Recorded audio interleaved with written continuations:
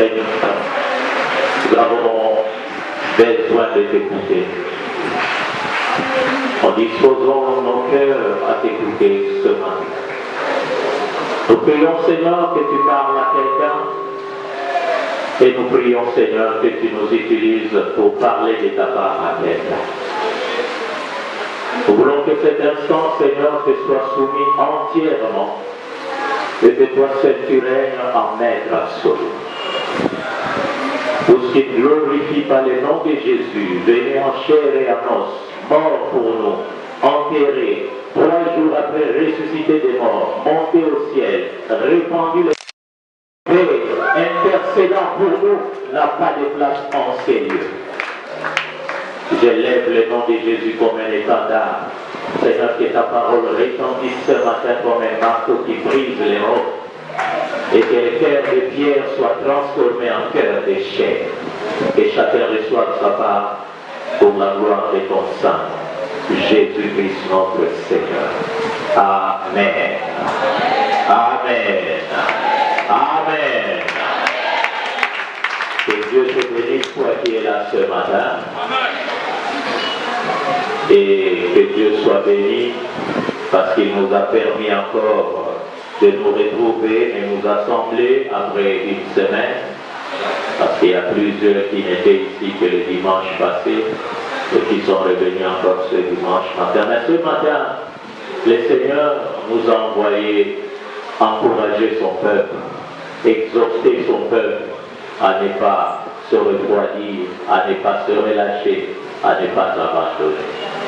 Peu importe les situations, les circonstances que nous pouvons rencontrer dans la vie, mais le vœu du cœur de Dieu est que personne ne périsse. Voilà pourquoi la Bible dit, Dieu a tant aimé le monde qu'il a donné son Fils unique, afin que quiconque croit en lui ne périsse point. Alléluia. La volonté de Dieu, le désir de Dieu, c'est qu'aucun de ses fils et aucune de ses filles ne périsse. Voilà pourquoi quand Jésus-Christ est venu sur la terre, à la fin de sa mission, il a dit à son Père, je n'ai perdu aucun de tous ceux que tu m'avais donnés. Alléluia. Sauf les fils de la perdition, Judas. Alléluia. Ce n'est pas Jésus qui a voulu que Judas se perde, mais c'est Judas lui-même qui a choisi de se perdre.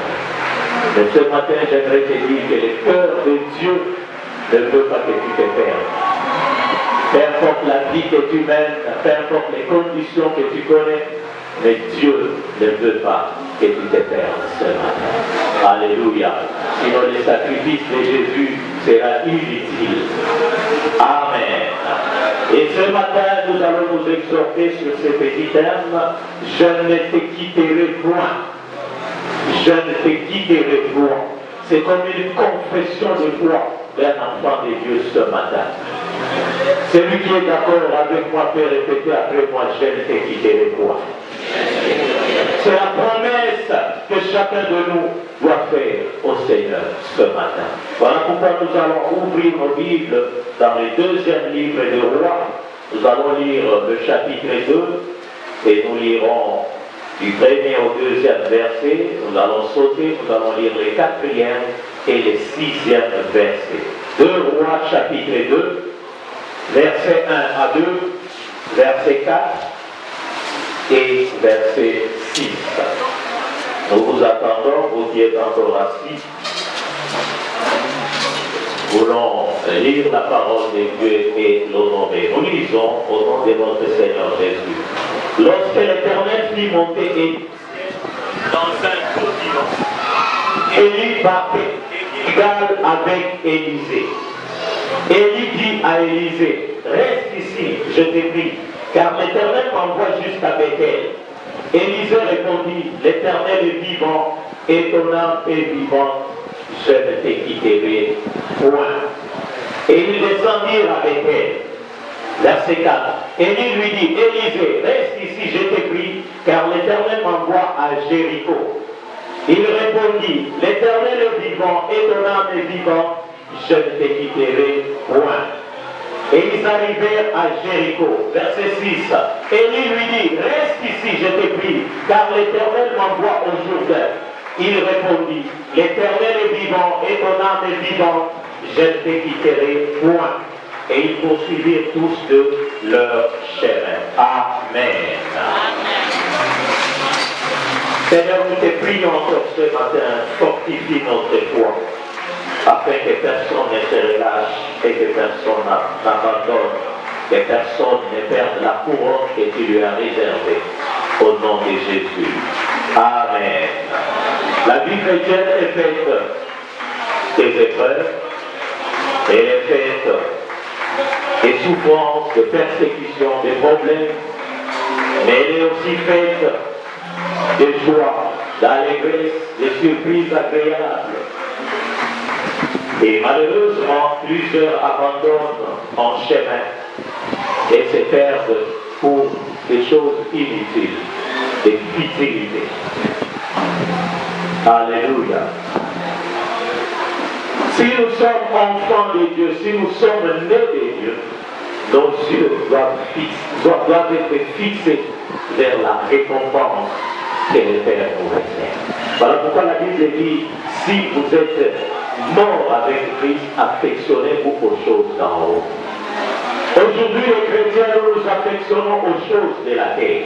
Au lieu de regarder vers le haut, nous regardons vers les bas. Nous regardons vers les matériels, nous regardons vers les finances, nous regardons vers ce qui frappe aux yeux. Et nous mesurons malheureusement la bénédiction de Dieu par rapport aux avoirs matériels. Tel a telle chose, tel a fait telle chose, c'est-à-dire qu'il est béni. Tel autre n'a rien fait, c'est-à-dire qu'il n'est pas béni.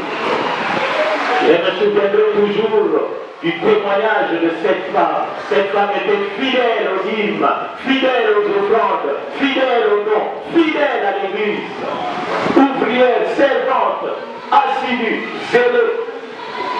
Et à la fin de l'année, quand elle a voulu faire le bilan, elle s'est rendue compte qu'elle n'avait rien reçu matériellement, ni financièrement.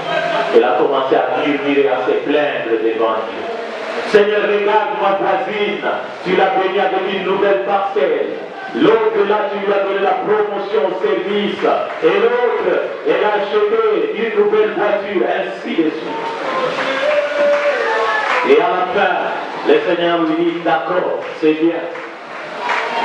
Alors, combien de fois tu es allé assister ta voisine de gauche parce qu'elle avait perdu quelqu'un dans sa famille? 2 fois. Combien tu es allé visiter ta voisine de droite à l'hôpital? 1 fois. Combien tu as visité celle-là qui avait acheté une nouvelle parcelle et a commencé à citer. Alors, regarde depuis le début de l'année, tu as perdu combien de personnes dans ta famille? Aucun. Combien de fois tu as passé la nuit à l'hôpital parce que tu assistais à un membre de ta famille? Aucune fois. Alléluia. La bénédiction de Dieu ne se calcule pas par rapport à ce que nous pensons, mais par rapport à ce que Dieu décide. Elle n'avait rien reçu matériellement, pas de nouvelles voitures, pas de promotion au service, pas de nouvelles parcelles, mais elle n'a pas dépensé l'argent que Dieu lui avait donné pour acquérir quelqu'un. Elle n'a rien dépensé à l'hôpital. Et c'est lui qui avait une nouvelle parcelle à enterrer des personnes dans sa vie. Alléluia. Malheureusement pour ces petites choses, nous perdons la foi. Une autre femme observait chaque fois sa voisine et son mari. Chaque fois que le mari sortait avec sa voisine, le mari ouvrait la portière de sa femme. Et la femme montait et il fermait. Quand il revenait avant de descendre, il ouvrait encore la portière de sa femme, la femme sortait et il fermait.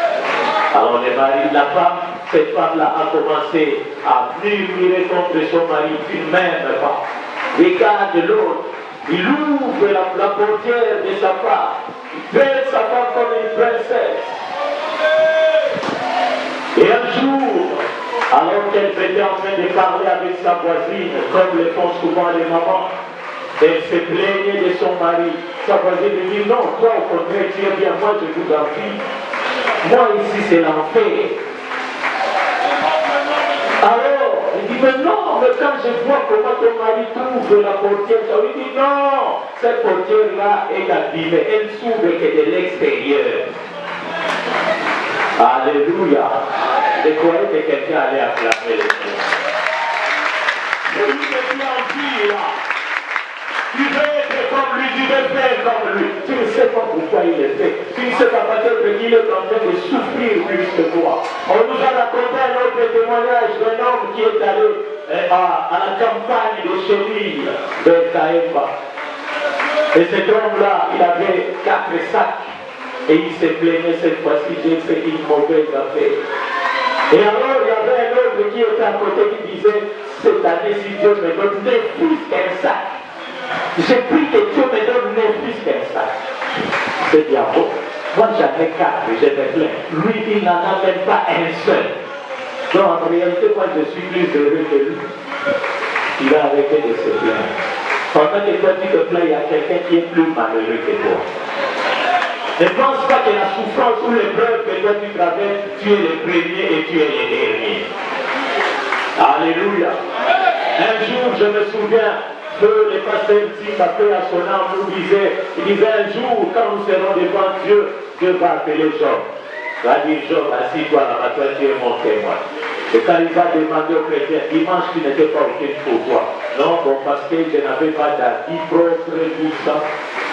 Et toi tu as abandonné la foi pour toi parce que toute l'année je n'ai pas été béni par le Seigneur. Et toi parce que ma grand-mère était malade, j'ai prié le Seigneur ne l'a pas guéri. Il dira, est-ce que tu as souffert plus que Job?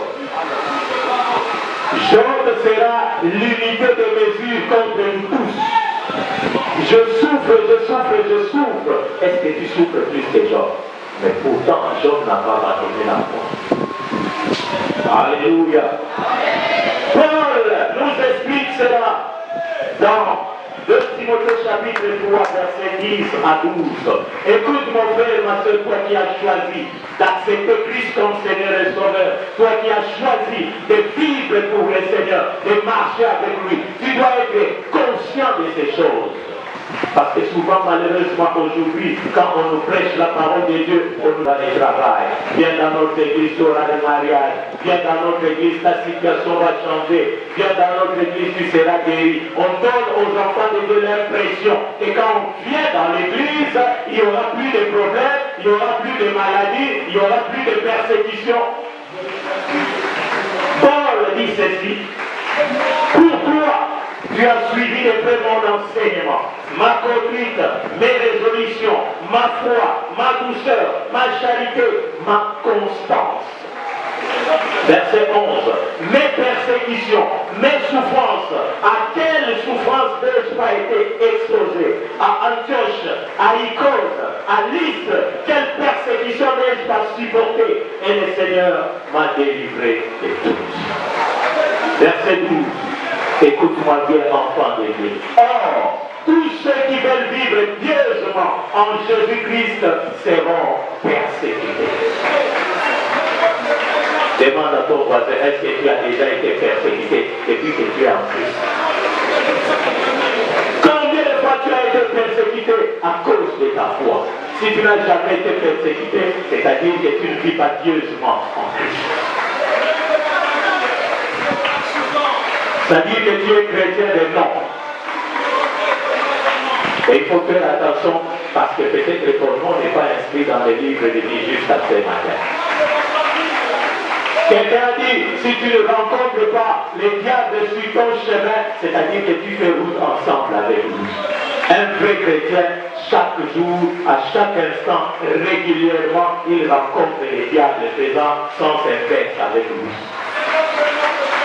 Mais si tu ne l'as jamais rencontré, c'est-à-dire que vous faites tout ensemble avec lui. Vous êtes des amis. Alléluia. Demande à ton voisin, combien de fois tu as rencontré les diables sur ta route cette semaine? Le voisin répond-lui combien de fois? Amen. Tous ceux qui refusent de se prostituer, de se droguer, de s'enivrer, de tricher, de corrompre, de voler, de calomnier, de toucher aux fétiches, à la sorcellerie, à la magie, à l'occultisme, à cause de leur foi en Christ, seront persécutés. Si tu n'es pas encore persécuté, c'est-à-dire que tu te compromets, tu fais exactement comme tout le monde. Nous devons donc le savoir et nous devons nous décider en conséquence.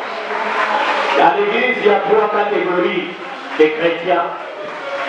Il y a des chrétiens qui s'attachent, qui s'accrochent à Dieu dans la souffrance. Ils sont persévérants. Ils gèrent, ils prient, ils donnent même le peu qu'ils ont. Chaque jour, vous les voyez à l'église. Il ne manque aucune réunion, aucun programme. Ils sont toujours à l'écoute des communiqués. Maintenant, si je pose la question à l'église, à chacun de nous, les programmes qu'on a donnés pour ce mois et pour les mois prochains, plusieurs ne l'ont pas entendu. On a eu qu'à quitter. Il était là, mais il n'a pas entendu. Je peux faire au choix. Je choisis, je désigne quelqu'un au choix. Au moins, votre papa dit qu'il s'est illuminé. Non, le patron qui ne me désigne pas, Bataki Babous. Alléluia. Physiquement présent à l'église, mais spirituellement ailleurs. Moralement, mentalement ailleurs.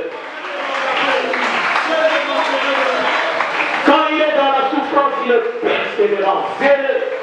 Mais dès que Dieu le bénit, c'est fini. C'est comme si Dieu avait commis une erreur. Il répond à Dieu comme Adam. Et c'est notre naïf, c'est que fait ça dans moi chose. C'est à cause de la femme que tu m'avais donnée. C'est comme si je dis à Dieu, est-ce que c'est moi qui t'avais dit de me donner ce travail? C'est à cause du travail que je ne peux plus aller à l'église. Non, parce que je n'ai plus le temps, je suis trop occupé pour voyer les programmes, l'horaire, ainsi de suite. Et comme nous sommes francophones, tous les arguments bien fignolés en français sortent pour que tu n'aies plus rien à dire. On comprend seulement. Nous avons vu même dans cette église des jeunes sœurs qui étaient zélées. Et dès qu'elles se marient, c'est comme si Dieu avait commis une erreur. Elle n'a plus le temps. Plus le temps de venir à l'église. Plus le temps de servir le Seigneur. Plus le temps de prier. Plus le temps de chercher. Alléluia.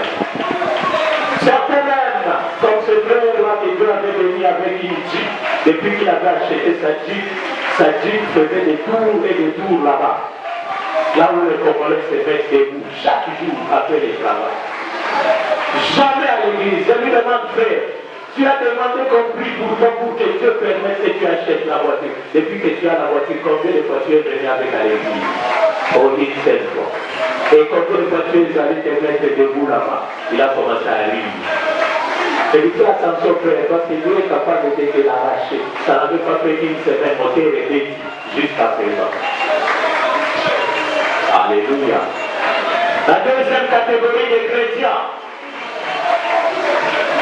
ce sont ceux qui, j'aimerais donner un exemple dans la première catégorie, un exemple biblique que nous trouvons dans Luc 17. C'est l'exemple de 10 lépreux. Ils étaient tous malades, tous les 10. Ils ont rencontré le Seigneur les a guéris. Au verset 17, Jésus prenant la parole dit, les 10 n'ont-ils pas été guéris? Et les 9 autres, où sont-ils? Il a guéri les 10. Ah, parmi eux s'est souvenu que j'étais lépreux. Le Seigneur m'a guéri et réveillé. Dire merci au Seigneur, rendre grâce. Les 9 autres ont dit, ah, nous allons récupérer les retards. Pendant tout ce temps, quand nous étions malades, nous n'avions pas fait ceci, fait cela. Ils ont dit, nous étions cachés parce que quand on était lépreux, on s'est cachés. Maintenant, nous allons nous montrer devant les gens. Comme toi, tu dis, quand tu achètes un nouveau costume, tu dis, le lot, c'est comme ça que ces lépreux sont partis. Ils ont oublié celui qui les avait guéris. Un seul lépreux. Depuis que Dieu t'a béni, combien de fois tu es venu lui rendre grâce? Comme le disait le pasteur ce matin, facilement nous disons, je rends grâce à Dieu. C'est une action. Tu écris action de grâce, mais tu prononces seulement des paroles de grâce. On ne voit pas l'action. Lisez la Bible dans l'Ancien Testament. Quand ces gens-là rendaient grâce à Dieu, ils sacrifiaient combien? L'offrande d'action de grâce. Lisez, Salomon a sacrifié combien pour rendre grâce à Dieu. Il comprenait pourquoi il les faisait. La famille fait de rendre grâce à Dieu et puis c'est fini. Ça, ce sont des paroles de grâce. Donc vous n'avez posé aucune action. Si chacun de vous devait poser une action de grâce, cette église ne serait pas ce qu'elle est. Aujourd'hui, on n'allait pas connaître cette panne technique. Parce que tu allais dire, parce que Dieu m'a ajouté une année de plus, je vais voir les frères là. Qu'est-ce qui dérange? On lui faut acheter un rouleau de fil. Ce n'est pas un problème, j'achète. Point. Alléluia. Je sais que souvent, pour de telles choses, on ne dit pas Amen, pasteur. Comme les gens qui condamnaient la femme de Dieu a dit, c'est lui parmi nous qui n'a jamais péché, qui nous jette une pierre. La Bible dit, condamnez dans leur propre conscience. Dans nos paroles comme ça qui nous condamnent dans notre propre conscience. On nous rendons compte que nous trompons Dieu. Deuxième catégorie, ce sont ceux qui servent Dieu quand ils sont dans le bonheur, quand Dieu les a bénis. Dès qu'ils ont le malheur ou la persécution, ils l'abandonnent. Ils sont déçus, découragés. Et certains vont même jusqu'à donner des ultimatums à Dieu. Si mon salaire ne réapparaît pas à la fin de ce mois, vous ne me verrez plus à l'église. Alléluia. C'est l'exemple de ce jeune homme riche de Luc chapitre 18, 22 à 23. Il était riche. Et malheureusement pour lui, il a commis l'imprudence de venir vers Jésus. Qu'est-ce que je dois faire pour éviter les royaumes de Dieu? Jésus lui dit, au verset 22, Jésus ayant entendu cela lui dit, il te manque encore une chose. Vends tout ce que tu as, distribue-le aux pauvres, et tu auras un trésor dans les cieux. Puis viens et suis-moi. Lorsqu'il entendit ces paroles, il devint tout triste, car il était très riche. Riche pour lui-même, mais pauvre pour les autres. Plusieurs sont riches pour eux-mêmes. Dieu les a bénis, mais leur richesse est pour eux. Dieu, tu peux gérer ma bouche, je peux t'adorer, je peux te louer, mais ma poche c'est pour moi.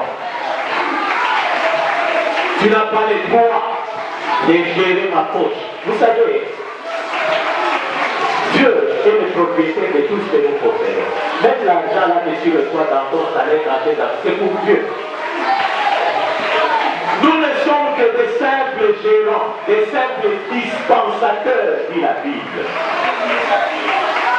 Certains se consolent. Il a donné l'offrande, il a payé sa livre, il a donné son enveloppe pour la construction, pour l'achat chaise, il a donné son action de grâce, il dit bon, le reste là c'est pour moi. Je gère ça comme je veux. Non, tu n'es qu'un gestionnaire. Et le 8, le complexe scolaire là-bas chasse ses enfants de l'école. Pourquoi? Parce qu'il a pris l'argent qui lui restait, il est allé boire. Au lieu de payer les frais scolaires. Tu es redevable devant Dieu. Tu es un mauvais gestionnaire. Ce n'est pas normal. Une fois je suis tombé dans ce piège. Avec ma famille, nous avons prié pendant toute une année, Seigneur. Donne-nous l'argent pour vouloir acheter notre parcelle. Nous avons détourné l'argent. Dieu nous a donné l'argent. À l'époque, il m'avait donné 20 000 $. Et tout de suite, un frère est venu. Il m'a dit non, on va à une ferme là-bas. J'ai pris 18 000, j'ai acheté la ferme. Et après, j'ai dû pleurer devant Dieu pour dire Seigneur, pardonne-moi. J'étais menti, j'ai détourné, je suis un escroc. J'ai crié à Dieu pour qu'il nous donne l'argent pour acheter une parcelle. Mais je n'ai pas acheté la parcelle, je suis allé acheter autre chose. Détourneur. Comme les patrons. Dieu a béni son peuple quand il sortait de l'Égypte, c'était en vue de lui construire des tabernacles dans les déserts. Dieu le savait. Et quand le peuple est sorti, il est allé fabriquer un faux d'or. Il a commencé à adorer les faux d'or. C'est ce que nous faisons. Dieu nous bénit, nous prions à Dieu, il nous bénit. Et quand il nous bénit, qu'est-ce que nous faisons? C'est la bénédiction que nous recevons de Dieu. Et quand c'est terminé, nous commençons à nous plaindre, nous commençons à pleurer. Nous revenons vers les serviteurs de Dieu pour prier. Priez pour moi, ça ne va plus. Ça ne marche plus. Nous devions commencer par nous examiner nous-mêmes. Alléluia. Troisième catégorie, ce sont ceux qui sont fidèles dans le bonheur comme dans le malheur, dans la souffrance comme dans la joie. Ils persévèrent et s'accrochent à Dieu sans tenir compte des temps et des circonstances. C'est l'exemple de l'apôtre Paul lui-même dans Philippiens 4, verset 12. Commençons au verset 11 jusqu'au verset 13. Et il dit ceci: ce n'est pas en vue de mes besoins que je dis cela, car j'ai appris à être content de l'état où je me trouve. Nous devons apprendre à être contents, chrétiens, de l'état où nous nous trouvons. Je sais vivre dans l'humiliation et je sais vivre dans l'abondance. Combien ont quitté l'église parce que ce matin-là, les prédicateurs avaient touché le problème de leur vie. Là, dans cette église-là, on prêche les gens, on touche à la vie privée des gens. Je ne viendrai plus. Paul dit, je sais vivre dans l'humiliation. Le Seigneur Jésus, nous avons vu ça à la part, il a été humilié alors qu'il était innocent. Est-ce qu'il a dit, Père, je ne suis plus ton fils, j'arrête, je descends de la croix? Il était humilié à cause de toi et moi. Au nom de l'église, on va considérer la capacité. Nous ne venons pas ici pour qu'on nous considère. Nous venons ici pour considérer celui qui est mort pour nous à la croix. Quand nous entrons ici, nous laissons nos titres et nos couronnes à la porte. Ici, nous sommes tous fils et filles d'un seul Seigneur et d'un seul Père. Ici, en ce lieu, il y a un seul Seigneur, Jésus-Christ, le ressuscité du troisième jour. Alléluia. Non. Si tu es là et que tu attends qu'on te considère, c'est que tu n'as pas rien compris. Amen. Ici, nous ne venons pas considérer les gens. Ici, nous venons considérer Jésus-Christ. C'est lui seul qui a droit à la gloire ici. Alléluia. Je sais vivre dans l'humiliation et je sais vivre dans l'abondance. En tout et partout, j'ai appris à être rassasié et à avoir faim, à être dans l'abondance et dans la disette. Écoutez la conclusion. Je puis tout par celui qui me fortifie. Alléluia. Qui est celui qui me fortifie? Est-ce que c'est ton argent, c'est ton travail, ce sont tes affaires, c'est ton entreprise, c'est ton père, c'est ta mère, c'est ta femme, c'est ton mari, c'est tes fils, tes filles, c'est ton pasteur? Qui te fortifie? Ici nous présentons un seul qui fortifie, c'est Jésus-Christ. Celui qui a souffert sans péché, sans se plaindre, sans murmurer. Je ne te quitterai point, malgré l'effort que cette marche allait lui demander. Élisée s'est accroché à Élie. Malgré qu'Élie est poussé à rester, reste, moi je pars, je reviendrai. Il insiste, je ne te quitterai point. Je ne sais pas combien de kilomètres ils ont fait. Je ne te quitterai point. Je ne sais pas toi combien d'années tu as fait dans le Seigneur. Et tu es déjà prêt à abandonner. Et combien de fois tu as déjà abandonné et il a fallu qu'on fasse le suivi pour que tu reviennes à l'église. Quelles que soient les difficultés et les problèmes, malgré les moqueries des fils des prophètes, parce qu'à chaque étape, à chaque ville, il rencontrait les fils des prophètes qui lui demandaient avec beaucoup de moqueries, est-ce que tu sais qu'aujourd'hui ton maître va être enlevé? C'est-à-dire pour dire, on va donc tout à Paul, si moi je suis ton talent, est-ce que je les ai aussi désertés. Et il a continué, il a poursuivi. Ils arrivent au Jourdain et lui dit, reste ici, je traverse, je pars. Il dit, je ne te quitterai point. Est-ce qu'il y a ce matin quelqu'un qui peut dire au Seigneur, je ne te quitterai point? Seigneur, donne-nous dans cette église des chrétiens qui diront, je ne te quitterai point. Nous avons vu dans cette église des gens qui viennent qu'une fois par semaine. Là, c'est encore un peu bien. Il y en a qui viennent une fois par mois. D'autres ne viennent que 4 fois l'année à l'église.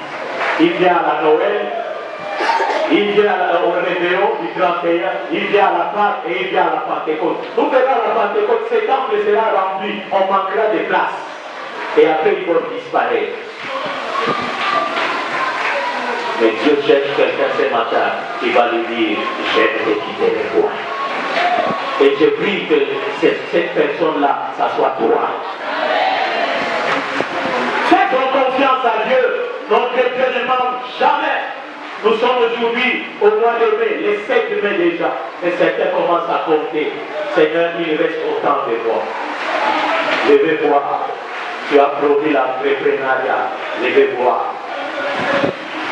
Donc cette soeur qui me disait, papa, tu as déjà dans le mois de mai.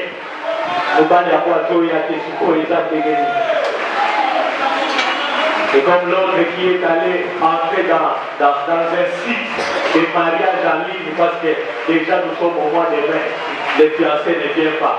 Allez. Elle a donné ses coordonnées au site pour qu'on lui trouve un mari en ligne. Je sais qu'il y en a aussi.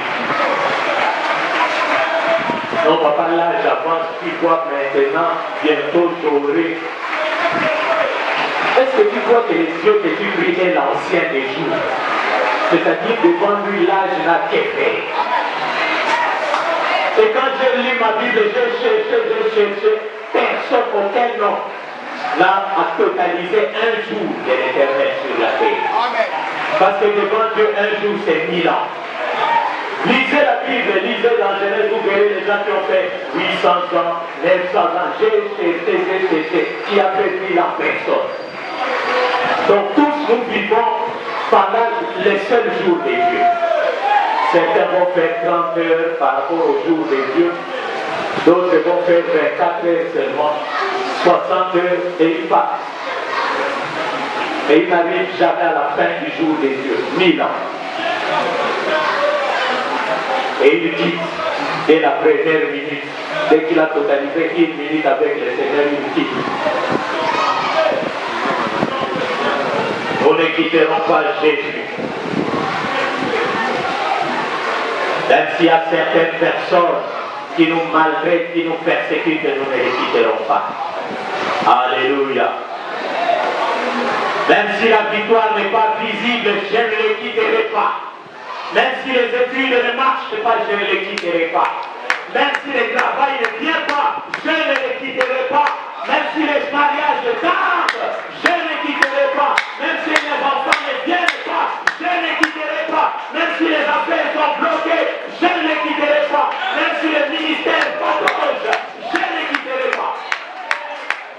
Quelqu'un a chanté, il a dit, ata balinga babwa kisinga nakozala nelikia ata libota esundolinga nakozala nelikia. Ce sont des gens pareils que Dieu est en train de chercher ce matin. Alléluia. Mon frère, ma soeur, moi je ne comprends pas qu'en République démocratique du Congo, dans la province du Kwilu et à Kikwit, au plateau, à la borne, que pour venir à l'église, on soit obligé d'aller vous suivre. Alléluia. Nous avons vu dans la Bible plusieurs personnes qui ont persévéré avec Dieu. Lisez l'exemple des amis de Daniel, dans Daniel 3. Lisez l'exemple des gens que j'ai donné tantôt. Lisez même l'exemple des apôtres, dans les Actes des Apôtres, chapitre 4, où les Sanhédrins les menaçaient et parlaient plus de cet homme. Ils se sont levés, ils ont dit, jugez vous-même. S'il est juste d'obéir à Dieu plutôt qu'à vous. Est-ce qu'il y a un chrétien ici qui est capable de le dire? Si tu veux avoir la promotion dans ce travail, tu dois sortir avec le patron. Homme comme ça, aujourd'hui, ça ne choisit plus. Es-tu prêt à dire, je ne le ferai pas, même si je dois perdre ce travail? Même si je dois reprendre l'année académique, je ne corromprai pas. Je ne sacrifierai pas mon corps à un professeur. J'entends une sœur qui me dit, oui, il y a une réalité académique. Je connais les réalités académiques. Alléluia. Dieu que nous prêchons ici est au-dessus des réalités académiques. Je connais les sœurs avec qui nous avons bravé les réalités académiques ici et qui sont passées des classes sans donner un rond. Parce qu'elles ont fait confiance à Dieu. Aujourd'hui encore, au 21e siècle, il y a des chrétiens qui tiennent ferme, qui disent je ne te quitterai pas. Ici tu peux venir quand tu veux, comme tu veux prier, les portes sont ouvertes, personne ne viendra te poursuivre ni te chasser. Personne. Mais allez dans les pays musulmans, je suivais les témoignages d'une petite fille en Irak. Écoutez ce que cette fille disait, parce qu'elle est chrétienne. Quand ils sont entrés dans les bus, ils nous ont dit de réciter les shahadas pour qu'on devienne musulmans. Mais nous avons refusé et nous leur avons dit que nous resterons fidèles au Messie. Je croyais que tu allais acclamer. Cette fille-là doit avoir 5 à 6 ans, au maximum 7 ans. La fille qui parlait, elle n'a pas ton âge. Calcule ton âge, divise par ton âge, tu verras ton âge. 5, 6, 7 ans. Elle continue. Nous avons refusé de nous convertir. Alors, ils nous ont tiré dessus. Ah, je sais que tu as répondu toi-même. On te pointe là, on te dit choisis. Christ ou l'islam. Qu'est-ce que toi tu vas choisir? Non, Nazana pas, Nazana Bazana, Yanniké, Talana, nous va pas comprendre les gars. Ils continuent, nous avons refusé de nous convertir, alors ils nous ont tiré dessus. Dieu nous défendra parce que nous sommes chrétiens. Nous ne sommes pas comme eux. Amen. Une fillette de 5 ans. Et tu as quel âge dans le Seigneur? Alléluia. Et il y a une femme qui parlait pour son mari, elle dit, quand j'ai vu la vidéo et que je les ai entendus prier, j'ai remercié Dieu qu'ils aient gardé leur foi en Jésus. Ils étaient en train de les exécuter et ces gens-là étaient en train de prier. Et la femme dit, je me suis rendu compte qu'ils étaient tous des vrais chrétiens, des vrais héros. Est-ce que ce matin, le Seigneur, quand il nous regarde dans cette assemblée, il compte combien de vrais chrétiens, combien de vrais héros dans la foi? Nous sommes limités par les matériels, limités par les fils. Hébreux chapitre 10, verset 39. Nous ne sommes pas de ceux qui se retirent pour se perdre, mais de ceux qui ont la foi pour sauver les âmes. Romains 10, 35 à 39. Qui nous séparera de l'amour de Christ? Serait-ce la tribulation, ou l'angoisse, ou la persécution, ou la faim, ou la dignité, ou les périls, ou l'épée? Selon qu'il est écrit, c'est à cause de toi qu'on nous met à mort tous les jours. On nous regarde comme des brebis destinées à la boucherie. Mais dans toutes ces choses, nous sommes plus que vainqueurs par celui qui nous a aimés. Car j'ai l'assurance que ni la mort, ni la vie, ni les anges, ni les dominations, ni les choses présentes, ni les choses à venir, ni les puissances, ni la hauteur, ni la profondeur, ni aucune autre créature ne pourra nous séparer de l'amour de Dieu manifesté en Jésus-Christ notre Seigneur. Alléluia! Alléluia! Ça, c'est la confession de foi de quelqu'un qui a compris qui est Jésus-Christ, qui est celui à qui il a donné ça. Qu'en est-il de toi ce matin? Lève-toi et commence à répondre à cette question-là devant le Seigneur. Qu'en est-il de toi ce matin? Qui t'a séparé de l'amour de Dieu qu'il a manifesté pour toi en Jésus-Christ?